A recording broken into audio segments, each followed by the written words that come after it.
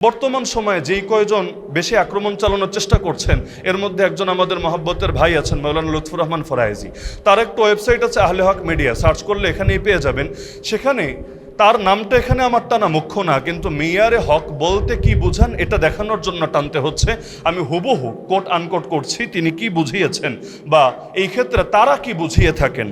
স্পষ্ট শোনেন, সত্যের মাপকাঠি বলতে বোঝানো হয় যে সাহাবায়ে কেরামগণ হক এবং হক্কানিয়াত দিন ও ঈমানের ক্ষেত্রে যে মানদণ্ডে উত্তীর্ণ হয়েছে তা দ্বীনে হক বোঝার মানদণ্ড। তারা যেভাবে দ্বীনকে বুঝেছেন, যেভাবে দ্বীনকে পালন করেছেন, সেভাবেই উম্মতে মুসলিমা কিয়ামত পর্যন্ত তাদের অনুসরণে পালন করে যাবে। দ্বীনি কোনো বিষয় আসলে উক্ত বিষয়ে সাহাবিগণ কোন অর্থে বা কিভাবে তা করেছেন তা অনুসরণ করা উম্মতের জন্য সঠিক ও যথার্থ আমাদের মূল ভিত্তি হবে। তাহলে এটা নিয়ে কে দ্বিমত করবে? এখানে আমার সামনে যারা যারা আছেন কে দ্বিমত করবেন এটা নিয়ে? সহজ ভাষায় যদি বলি যে সাহাবায়ে কেরাম ঈমানের ক্ষেত্রে আমাদের মডেল, আমলের ক্ষেত্রে আমাদের মডেল, চরিত্রের ক্ষেত্রে আমাদের মডেল, আদর্শের ক্ষেত্রে মডেল, রাজনীতির ক্ষেত্রে মডেল, অর্থনীতির ক্ষেত্রে মডেল। অর্থাৎ তারা যেভাবে দিনটা বুঝেছেন, ধারণ করেছেন, আমরাও সেভাবে বুঝবো, সেভাবে ধারণ করব। এই অর্থ নিয়ে কে দ্বিমত করবে? এখন মাওলানা মওদুদী কি এই অর্থ নিয়ে ব্যাখ্যা দিয়েছেন? আরে বেটা, একবার কিতাবটা পড়ে দেখলেও তো হয়। তিনি নিজে তার জীবদ্দশাই ব্যাখ্যা করেছেন যে মেয়ারে হক বলতে আমরা কি বুঝাই। এমনকি তার জীবদ্দশাই তারজুমানুল কোরআনে জাস্টিস মালিক গোলাম আলী তিনি লম্বা করে আর্টিকেল লিখেছেন, যেটা তারজুমানুল কোরআনেও আছে এবং আমাদের কয়েকদিনের মধ্যে যে বই প্রকাশ হবে সেখানে আমরা লম্বা করে সেই আর্টিকেলটা উল্লেখ করে দিয়েছি যে মাওলানা মওদুদী তিনি মেয়ারে হক বলতে আসলে কি বুঝেন। তো লম্বা ব্যাখ্যায় যাচ্ছি না, আমি জাস্ট এটা বোঝানোর চেষ্টা করছি যে মাওলানা মওদুদী মেয়ারে হক বলতে যেটা অস্বীকার করতে চান সেটাকে তারাও স্বীকার করে না, আর তারা যেটা স্বীকার করে এটাকে মাওলানা মওদুদী অস্বীকার করে না। মাঝখানে যেটা হয় এটাকে বলে ইলমি ভাষায় ইখতিলাফে লফজি, বাংলায় হলো শাব্দিক বিতর্ক।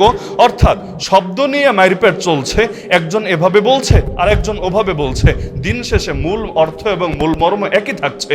কিন্তু এটা যে তারা বোঝে না তা না, বোঝে ঠিকই, কিন্তু কেউ যদি ঘুমিয়ে থাকে তাকে জাগানো যায়, ঘুমের ভান ধরে পড়ে থাকলে তাকে জাগানোর কি উপায়? হ্যাঁ, কেউ বলতে পারে আপনি জামায়াত ইসলামীতে যোগদান করে মনে হয় কথা পাল্টিয়েছেন না। আরও বহু আগে যখন আমাদের সম্মানিত সভাপতি সাহেবের সাথে আমার আলোচনা হয়েছিল সেই সময়ও কিন্তু এই পয়েন্টটা আমি বলেছিলাম যে মেয়ারে হক বলতে আমরা কি বুঝাই। মেয়ারে হক বলতে বোঝাই যে ঈমান, আমল, আখলাক, আদর্শের ক্ষেত্রে সাহাবীরা আমাদের মডেল। বেশ, এটা নিয়ে কেউ দ্বিমত করবে না এবং তিনিও বলেছিলেন এই অর্থে তো কেউ দ্বিমত করার কথা না এবং এই অর্থটা তো প্রত্যেকের নিকটই গ্রহণযোগ্য। বাকি থাকলো শাব্দিক বিতর্ক। তো ভাই, উম্মতের এই ক্রান্তিকালে শাব্দিক বিতর্কে লিপ্ত হয়ে এত দলাদলি করার উদাহরণ হবে হালাকু খানের তাতারি বাহিনী যখন বাগদাদের দ্বারপ্রান্তে, ওই সময় আলেমদের মূল ইখতিলাফ ছিল দুই মাসালা নিয়ে। এক নম্বর মাসালা হলো কাউয়ার গোশত, কাকের গোশত হালাল নাকি হারাম। দ্বিতীয় মাসালা ছিল, দ্বিতীয় ইখতিলাফি বিষয় ছিল এক পৃথিবীতে এক সময় একাধিক খলিফা থাকা বৈধ নাকি এক সময় খলিফা একজনই হবে, দ্বিতীয় কেউ হওয়ার কোনো সুযোগ নাই। এই দুই মাসালা নিয়ে বিতর্ক করছিল এমন সময়ে যখন হালাকু খানের বাহিনী বাগদাদের দ্বারপ্রান্তে অবশেষে কয়েক কোটি মুসলমানকে হত্যা করলো এবং প্রথমবারের মতো খেলাফতের পতন ঘটালো। সুতরাং ভাইয়েরা, শাব্দিক বিতর্ক করতে চাইলে করেন, সমস্যা নাই, কিন্তু আগে বাংলার জমিনে ইসলামকে প্রতিষ্ঠা করেন, সেকুলার শক্তির পরাজয় ঘটান, এরপর ঠান্ডা মাথায় বসে বিতর্ক করা যাবে ইনশাআল্লাহ। সময় যেহেতু অত্যন্ত সংক্ষিপ্ত, এর জন্য কোনো ভূমিকা ছাড়াই আমি মূল আলোচনায় প্রবেশ করছি। হাতে আছে 10 মিনিট, আর এজন্য প্রবন্ধ নিয়ে আর মৌলিক কোনো আলোচনায় যাচ্ছি না। জাস্ট 3 থেকে 4টা পয়েন্টের উপর দৃষ্টি আকর্ষণ করে আমার আলোচনার ইতি টানব। 1 নম্বর বিষয় হলো, বর্তমান বাংলাদেশে ব্যাপক হারে শিয়াবাদের উত্থান ঘটছে। অনলাইনেও দেখা যায় প্রকাশ্যে আল্লাহ রসুল সাল্লাল্লাহু আলাইহি ওয়াসাল্লামের সাহাবীদেরকে গালিগালাজ করা হচ্ছে, বিশেষ করে মাজলুম সাহাবী হযরত মুআবিয়া রাদিয়াল্লাহু আনহুকে।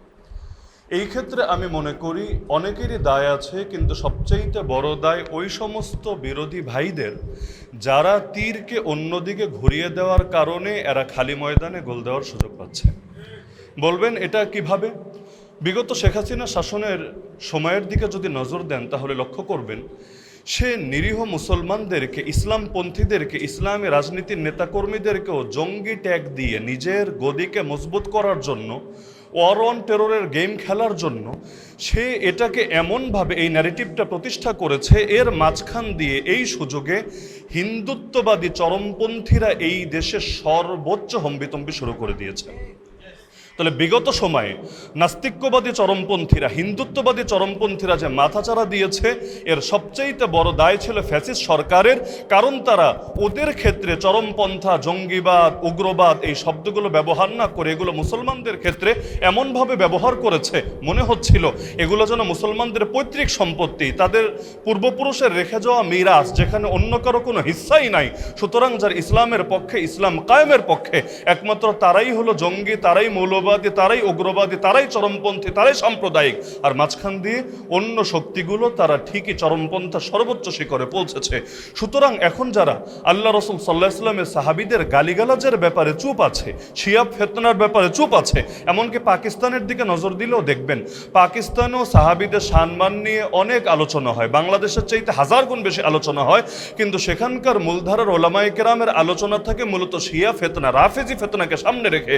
কিন্তু বাংলাদেশে শুধুমাত্র রাজনৈতিক স্বার্থে, নিজেদের দলকে মজবুত করার স্বার্থে, আগামী দিনে 2-4টা সিট দখল করার স্বার্থে কিছু মানুষ এই তীরকে ভিন্ন দিকে ঘুরিয়ে দিয়ে তারা জাতির সামনে ইতিমধ্যে এই ন্যারেটিভ দাঁড় করার চেষ্টায় অনেকটাই এগিয়ে গিয়েছে যে জামায়াতে ইসলামের নেতাকর্মীরা হলো সাহাবী বিদ্বেষী আর বাকি সবাই হলো সাহাবী প্রেমিক। তো যার কারণে জাতিকে ভিন্ন দিকে ব্যস্ত রাখার কারণে নতুন ফিতনা মাথাচাড়া দিয়েছে।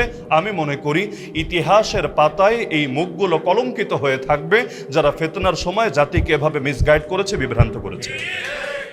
দ্বিতীয় ফিতনা হলো মেয়ারে হক। এই পরিভাষাটা একটা নবোদ্ভাবিত পরিভাষা, যেটা আমাদের সম্মানিত প্রবন্ধকার আলোচনায় উপস্থাপন করেছেন। যে কোনো পরিভাষা যখন নতুন আসে, এই পরিভাষার ব্যাখ্যাটাও তাদের থেকেই নেওয়া লাগে যারা এই পরিভাষাটা ব্যবহার করেছেন। মেয়ারে হক হুবহু এই পরিভাষাটা কোরআনেও নাই, হুবহু এই পরিভাষাটা হাদিসেও নাই, হুবহু এই পরিভাষাটা আকীদার মৌলিক যে কিতাব যেগুলো আমরা পড়ি এগুলোর কোনোটার মধ্যে নাই। হ্যাঁ, আবার এই পরিভাষার স্রষ্টা বা এর নির্মাতা মাওলানা মওদুদীকেও বলার সুযোগ নেই, কারণ তার আগেও একটা বই এই আমাদের ভারতবর্ষে রচিত হয়েছিল যেই বইয়ের নামে মেয়ারে হক। যদিও সেটা এই সংক্রান্ত আলোচনা নিয়ে না, তার মানে এই পরিভাষাটা আমাদেরই অঞ্চলে কিছু কিছু মানুষ ব্যবহার করেছে, কিন্তু এটা কোরআন, সুন্নাহ অথবা সালাফে সালেহিন থেকে আসা কোনো পরিভাষা না। তো পরিভাষার ক্ষেত্রে একটা মূলনীতি কেন যেন আমাদের ভাইয়েরা ভুলে যায়, কিন্তু এটা সর্বজন স্বীকৃত মূলনীতি, লা মুশাহাতা ফিল ইসতিলাহ। পরিভাষার ক্ষেত্রে কোনো বিতর্ক নাই। একটা পরিভাষা একাধিক মানুষ একাধিক অর্থে ব্যবহার করতে পারে। যেমন বহুত পরিভাষা যেগুলো আমরা এখন স্বাভাবিকভাবে ব্যবহার করি। আমরা যখন রাষ্ট্রবিজ্ঞান নিয়ে, ইসলামী রাষ্ট্রবিজ্ঞান নিয়ে পড়াশোনা করি তখন ইমাম বলতে কি বুঝি আর বাংলাদেশে মসজিদে ইমাম বলতে কি বুঝি। আমরা যখন ইসলামী রাষ্ট্রবিজ্ঞান নিয়ে পড়াশোনা করি খলিফা বলতে কি বুঝি আর দর্জির দোকানে গেলে খলিফা বলতে কি বুঝি। এখানেও তো পরিভাষার ভিন্নতা দেখা দিয়েছে। একইভাবে আপনি যখন কোরআন পড়বেন, কোরআনে পাবেন ফালাং তাজিদ লাহু ওয়ালিয়া মুরশিদা, আর পীররা যখন ওয়াজ করে তখন তারা এর যে ব্যাখ্যা দাঁড় করায় ফালাং তাজিদ লাহু ওয়ালিয়া মুরশিদা, এখানেও তো পরিভাষাগত ভিন্নতা। এমনকি কেউ তো তিরমিজি না পড়ে আলেম হয় না, তিরমিজি না পড়ে তো আর কেউ আলেম হিসাবে স্বীকৃতি পায় না। তিরমিজি যদি পড়েন দেখবেন হাসান, হাদা হাদিসুন হাসান, এই শব্দটাকে ইমাম তিরমিজি কোন অর্থে ব্যবহার করেছেন। এখন কেউ যদি সংজ্ঞা নেয় এক ইমাম থেকে, মনে করেন ইমাম ইবনুস সালাহ তার মুকদ্দিমা থেকে সংজ্ঞা নিল, ইমাম ইবনে হাজার আসকালানি তার লেখা থেকে সংজ্ঞা নিল, এরপর মাপতে গেল কাকে? তাদের বহু আগে পৃথিবী থেকে চলে যাওয়া ইমাম তিরমিজি রাহমাতুল্লাহ আলাইহিকে। এখন বলল দেখ দেখ ইমাম তিরমিজি তো মস্ত বড় ভুল করেছে। কিভাবে ভুল করলো? আরে হাদিসুন হাসান ভিন্ন জিনিস, হাদিসুন সহি ভিন্ন জিনিস। যেটা সহি সেটা তো সহি, আর সহির চাইতে এক দরজা নিচে, এক স্তর নিচে, সেটা না হাসান। এই দেখ পাগল ইমাম আবু ঈসা তিরমিজি, সে একই হাদিসকে বলে হাদা হাদিসুন হাসানুন সহিহুন। কিভাবে পসিবল? এটা তো সম্ভবই না। এখন এই পাগলকে কে বোঝাবে? আরে বেটা, সংজ্ঞা নিলি একজনের থেকে আর মাপলি তুই আরেকজনকে, এটা তো ঠিক না। তুই যখন তিরমিজি পড়বি তাহলে হাসান সংজ্ঞাটা ইমাম তিরমিজির থেকেই নিতে হবে, যেটা তিনি তার কিতাবুল ইলালের মধ্যে নিজেই ব্যাখ্যা করেছেন। আল হাসানু ইনদানা বলে লম্বা করে তিনি দেখিয়েছেন। আমি যখন কোনো হাদিসকে হাসান বলি আমি এর দ্বারা কি মিন করি, তার সংজ্ঞা সামনে রাখলে দেখা যায় এটা ইমাম ইবনুস সালাহর সংজ্ঞার চাইতে ভিন্ন, ইমাম ইবনে হাজারের সংজ্ঞার চাইতে ভিন্ন। এই ভূমিকা আমাকে কেন টানতে হলো? এজন্য টানতে হলো, মেয়ারে হক বলতে আমাদের ওই ভাইয়েরা যেটা প্রমাণ করার চেষ্টা করেন, যেটা সাব্যস্ত করার চেষ্টা করেন, সেটাকে মাওলানা মওদুদি দূরের কথা কোনো একজন মুসলমান অস্বীকার করবে না। আর মাওলানা মওদুদি একমাত্র আল্লাহর রসুলকে এবং আল্লাহর কিতাবকে মেয়ারে হক বলার দ্বারা তিনি যে বার্তাটা দিতে চান, এর সঙ্গে গভীরভাবে দেখলে এরাও দ্বিমত করার কোনো সুযোগ পাবে না। তাহলে বিতর্ক কি নিয়ে? বিতর্ক হলো লাউ বলা হবে নাকি কদু বলা হবে এটা নিয়ে, ফিশ বলা হবে ইংলিশে না মাছ বলা হবে বাংলায় এটা নিয়ে। লাস্টে গিয়ে দেখা যায় যেই লাউ সেই কদু। যেমন এই ক্ষেত্রে অনেক ইলমি আলোচনা টানা যায় যে আসলে এই ক্ষেত্রে ইমামরা কি বুঝিয়েছেন বা এই অঞ্চলে আমাদের আকাবিররা কি বুঝিয়েছেন, কিন্তু সময় সংক্ষিপ্ততা সেটাতে যাচ্ছি না। বর্তমান সময়ে যেই কয়জন বেশি আক্রমণ চালানোর চেষ্টা করছেন এর মধ্যে একজন আমাদের মহব্বতের ভাই আছেন মাওলানা লুৎফুর রহমান ফরায়েজি। তার একটা ওয়েবসাইট আছে আহলে হক মিডিয়া, সার্চ করলে এখানেই পেয়ে যাবেন। সেখানে তার নামটা এখানে আমার টানা মুখ্য না, কিন্তু মেয়ারে হক বলতে কি বুঝান এটা দেখানোর জন্য টানতে হচ্ছে। আমি হুবহু কোট আনকোট করছি তিনি কি বুঝিয়েছেন বা এই ক্ষেত্রে তারা কি বুঝিয়ে থাকেন। স্পষ্ট শোনেন, সত্যের মাপকাঠি বলতে বোঝানো হয় যে সাহাবায়ে কেরামগণ হক এবং হক্কানিয়াত দিন ও ঈমানের ক্ষেত্রে যে মানদণ্ডে উত্তীর্ণ হয়েছে তা দ্বীনে হক বোঝার মানদণ্ড। তারা যেভাবে দ্বীনকে বুঝেছেন, যেভাবে দ্বীনকে পালন করেছেন, সেভাবেই উম্মতে মুসলিমা কিয়ামত পর্যন্ত তাদের অনুসরণে পালন করে যাবে। দ্বীনি কোনো বিষয় আসলে উক্ত বিষয়ে সাহাবিগণ কোন অর্থে বা কিভাবে তা করেছেন তা অনুসরণ করা উম্মতের জন্য সঠিক ও যথার্থ আমাদের মূল ভিত্তি হবে। তাহলে এটা নিয়ে কে দ্বিমত করবে? এখানে আমার সামনে যারা যারা আছেন কে দ্বিমত করবেন এটা নিয়ে? সহজ ভাষায় যদি বলি যে সাহাবায়ে কেরাম ঈমানের ক্ষেত্রে আমাদের মডেল, আমলের ক্ষেত্রে আমাদের মডেল, চরিত্রের ক্ষেত্রে আমাদের মডেল, আদর্শের ক্ষেত্রে মডেল, রাজনীতির ক্ষেত্রে মডেল, অর্থনীতির ক্ষেত্রে মডেল। অর্থাৎ তারা যেভাবে দিনটা বুঝেছেন ধারণ করেছেন আমরাও সেভাবে বুঝবো, সেভাবে ধারণ করব। এই অর্থ নিয়ে কে দ্বিমত করবে? এখন মাওলানা মওদুদী কি এই অর্থ নিয়ে ব্যাখ্যা দিয়েছেন? আরে বেটা, একবার কিতাবটা পড়ে দেখলেও তো হয়। তিনি নিজে তার জীবদ্দশাই ব্যাখ্যা করেছেন যে মেয়ারে হক বলতে আমরা কি বুঝাই।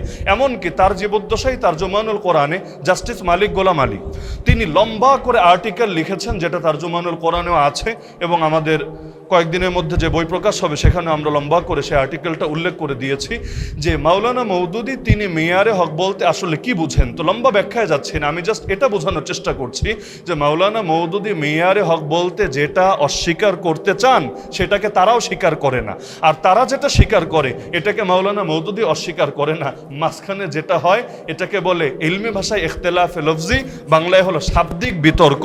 অর্থাৎ শব্দ নিয়ে মারপেট চলছে, একজন এভাবে বলছে আর একজন ওভাবে বলছে, দিন শেষে মূল অর্থ এবং মূল মর্ম একই থাকছে।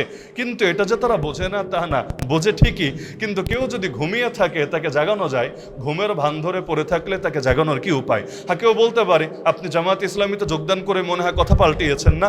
আরও বহু আগে যখন আমাদের সম্মানিত সভাপতি সাহেবের সাথে আমার আলোচনা হয়েছিল সেই সময়ও কিন্তু এই পয়েন্টটা আমি বলেছিলাম যে মেয়ারে হক বলতে আমরা কি বুঝাই।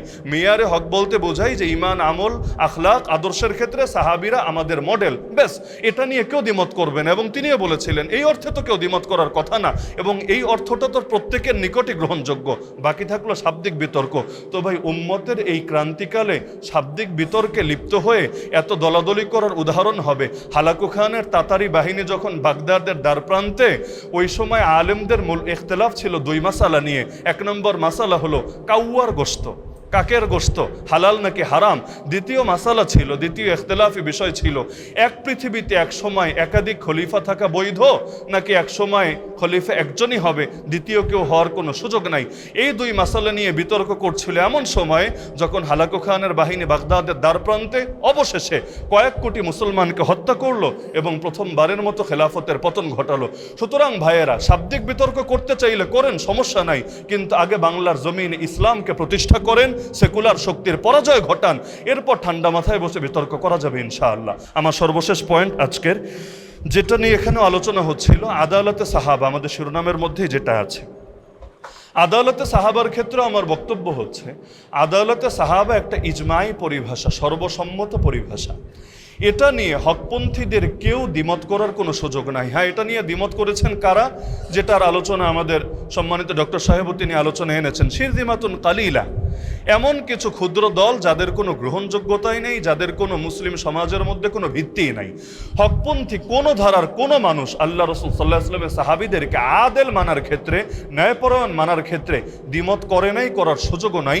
কারণ তাদের আদালত না মানলে কোরআন মানবে কিভাবে, তাদের আদালত না মানলে সুন্নাহ মানবে কিভাবে, তাদের আদালত না মানলে দ্বীনের ফাহাম, দ্বীনের বুঝ নেবে কিভাবে। সুতরাং যারাই ইসলামকে ওন করে, ধারণ করে, তারা সকলেই আল্লাহ রাসূল সাল্লাল্লাহু আলাইহি ওয়াসাল্লামের সাহাবীদেরকে আদেল হিসেবে মানে। তাহলে এখানেও ঝামেলা হয়েছে কোথায়? ওই যে বললাম, ঝামেলা হয়েছে সংজ্ঞায়। মাওলানা মওদুদী যে সংজ্ঞাটা দিয়েছেন, এই সংজ্ঞাটা তিনি নিজে আবিষ্কার করেছেন তা না, বরঞ্চ অতীতে একাধিক ইমাম হুবহু এভাবেই সংজ্ঞা দিয়েছেন। আদালতে সাহাবার তিনি উর্দুতে যেভাবে, আদালতে সাহাবার মানে কি তিনি উর্দুতে যেভাবে উপস্থাপন করেছেন, সময় নেই, না হলে আমি একদম উদাহরণস্বরূপ দেখিয়ে দিতাম যে অমুক ইমাম তমুক ইমাম তমুক ইমাম আরবিতে হুবহু এই বাক্যেই সংজ্ঞাটা দিয়েছেন। সংজ্ঞাটা তার নতুন আবিষ্কার করা না। হ্যাঁ, এই অঞ্চলের ওলামায়ে কেরাম যারা আছেন তারা হয়তো কেউ কেউ সংজ্ঞাটা ভিন্নভাবে দেন। তো একই সংজ্ঞা একাধিকভাবে দেওয়া যায়। পৃথিবীতে সব সংজ্ঞাই 10 ভাবে 20 ভাবেই দেওয়া যায়। গণতন্ত্রের সংজ্ঞাও তো একটা না। ওই আব্রাহাম লিঙ্কন একভাবে বলেছে, কিন্তু সবাই যে তার সাথে একমত তাও কিন্তু না। প্রতিটা জিনিসের বহু রকম সংজ্ঞা হয়। এখন মাওলানা মওদুদীকে আদালতে সাহাবা অস্বীকারী বলার কোনো ধরনের সুযোগ নাই। হ্যাঁ, মাওলানা মওদুদী একটা বিষয় স্পষ্ট করতে চেয়েছেন, এবং এটা নিয়ে আশা করি আপনারাও দ্বিমত করবেন না, আদালতে সাহাবা মানে ইসমত না। ইসমত একমাত্র নবীদের জন্য প্রযোজ্য। নবীরাই মাসুম, সাহাবিরা মাসুম না। সাহাবিরা আদেল, এটা হওয়ার অর্থ এটা না তাদের কখনোই কোনো পাপ হয় নাই, তাদের কোনো পাপ ছিল না। আল্লাহ তাদেরকে মাফ করে দিয়েছেন, কিন্তু তাদের পাপ হয়েছে বা হতে পারে এটা নিয়ে কেউ কখনো দ্বিমত করে নাই। আদালতে সাহাবার মূল কথাই হলো, তারা যেই দিনটা আমাদের নিকট পৌঁছে দিয়েছেন এই ক্ষেত্রে তারা সম্পূর্ণ, মানে আমাদের আলাদা যাচাই করতে হবে না। নতুন কোনো ইমামের নাম পড়লে কিতাব খুলতে হয়, এই ইমামের ব্যাপারে অন্যরা কি বলেছে, তিনি কি গ্রহণযোগ্য নাকি অগ্রহণযোগ্য, তিনি কি শক্তিশালী নাকি তিনি দুর্বল। নবীর কোন সাহাবী, আদনা থেকে আদনা সাহাবী, যার নামও হয়তো জীবনে শুনি নাই, এমন বহু সাহাবী আছে যাদের থেকে একটা মাত্র হাদিস পাই, আগে পরে আর কিচ্ছু পাই না। কোনো সমস্যার কিছু নাই। যখন জানবো নিশ্চিতভাবে তিনি সাহাবী, আমার ওই কিতাব ঘেটে দেখতে হবে না তিনি কি সহি নাকি তিনি জয়ীফ, তিনি কি গ্রহণযোগ্য নাকি তিনি অগ্রহণযোগ্য, কারণ তারা সকলেই আদেল। এই আদালতে সাহাবার ক্ষেত্রে কারো কখনো দ্বিমত নাই। তাহলে ইসমতে আম্বিয়া এবং আদালতে সাহাবা, দুঃখের বিষয় হলো আমাদের সিলেটে বিশেষ করে, ধরেন আপনি মাহফিলও করতে গেলেন, আপনাকে বিব্রত করার জন্য স্লোগান দেবে, একজন দাঁড়ায় বলবে ইসমতে আম্বিয়া আর একজন বলবে আদালতে সাহাবা। জাতিকে কি বোঝানোর চেষ্টা করবে? বোঝানোর চেষ্টা করবে জামাত ইসলামী যারা করে এরা ইসমতে আম্বিয়াও মানে না, এরা আদালতে সাহাবাও মানে না। নাউযুবিল্লাহি মিন যালিক। বাস্তবে যদি জামাত ইসলামী না মানতো তাহলে তারা নিঃসন্দেহে গোমরা হতো, আর মানার পরেও যখন না মানার ট্যাগ যারা দিবে নিঃসন্দেহে তারা আল্লাহর নিকট জালেম এবং পাপিষ্ঠ বলে বিবেচিত হবে। কথা ক্লিয়ার, এখানে অস্পষ্টতার কিছু নাই। যদি না মানে নিশ্চিত গোমরা, আর মানার পরও যারা ট্যাগ দিবে মানে না, নিঃসন্দেহে তারা জালেম, তারা অপবাদ আরোপকারী। আর যদি এখন ওমর রাদিয়াল্লাহু আনহু শাসন থাকতো, তার দরবারে বিচার যেত, তাহলে মায়ের যে কয়টা পিঠের উপর পড়তো আল্লাহ ভালো জানে। এমনকি এটার জন্য তাদেরকে হয়তো বিভিন্নভাবেই শাস্তির সম্মুখীন হতে হতো। তা আল্লাহ তাআলা তাদেরকে এবং আমাদেরকে সবাইকে সঠিকভাবে বোঝার তৌফিক দান করুন। তো যে নির্দিষ্ট সময় ছিল, সময় ইতিমধ্যে শেষ হয়েছে। আর 3টা পয়েন্টে আমি যে মৌলিক বার্তাটা দিতে চেয়েছি আশা করি মোটামুটি স্পষ্ট হয়েছে। আর যেহেতু এই বিষয়ে বই প্রকাশ হচ্ছে, ইনশাআল্লাহ শীঘ্রই আসবে, আপনাদের সকলের অগ্রিম দাওয়াত থাকলো। আর আমি ব্যক্তিগতভাবে দাওয়াত পৌঁছানোর চেষ্টা করবো ইনশাআল্লাহ। সৈয়দ আবুল আলম মওদুদী রাহমাতুল্লাহ আলাইহির কলমে জামাত ইসলামীর আকীদা, এই শিরোনামে একটা বই শীঘ্রই আসছে ইনশাআল্লাহ। সেখানে যে পয়েন্টগুলো আমি বললাম সবগুলো নিয়ে বিস্তারিত আলোচনা আছে। আল্লাহ তাআলা আমাদের সবাইকে সত্যটা বোঝার এবং জানার তৌফিক দান করুন, আমিন। ওয়া মা আলাইনা ইল্লাল বালাগুল মুবিন। যারা আজকের এই প্রোগ্রামের আয়োজন করেছেন আল্লাহ সবাইকে জাযায়ে খায়ের দান করুন। ওয়া আখিরু দাওয়ানা আনিল হামদুলিল্লাহি রাব্বিল আলামিন। মাশাআল্লাহ, জাযাহুল্লাহু তাআলা আহসানাল জাযা। আমাদের প্রিয় মুফতি আলী হাসান উসামা হাফিজাহুল্লাহু তাআলা, আল্লাহ তাআলা তাকে নেক হায়াত দারাজ করুন এবং তার কণ্ঠকে আল্লাহ তাআলা আরো বলিষ্ঠ করে দিন, আমিন। সম্মানিত সুধীমণ্ডলী, অতিথিবৃন্দ, আলহামদুলিল্লাহ আপনারা লক্ষ্য করেছেন